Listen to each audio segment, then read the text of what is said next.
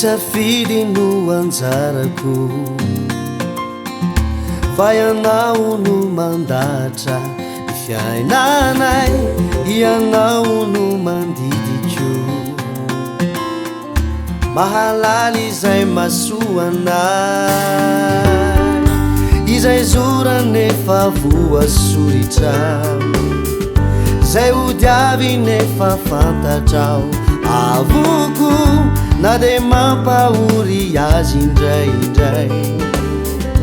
dia mino fa ianao malala zay masoanay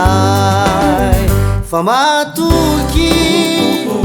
anao zahay riray fianao no efa nanambara fa tsy andao anay na de marary minokivy azy indraindray sasatrany miatsony anarana fa zanakao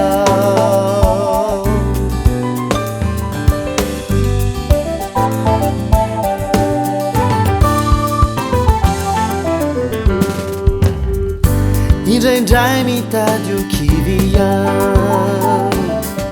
fa mievitena faireny tsy misy piay zay ray olombelona no fosira kanefa izany tsy atao sakana tsy antsoko anao fa matoky anao zay riray ianao no efa nanambara fa tsy andao anay na de marary milokivy azy indraindray tsy sasatrany miatsony anarana fa zanakao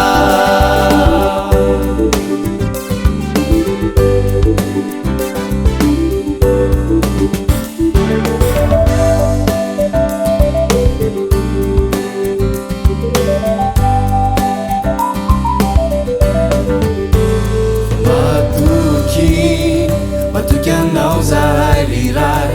fianao no efa nanambara fa tsy andao anay na de marary milokivy azy indraindray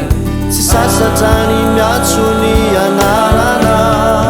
fa matoky anao zahay riray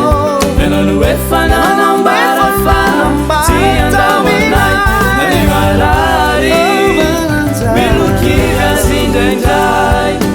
sasatrany miantsony anarana fa zanakao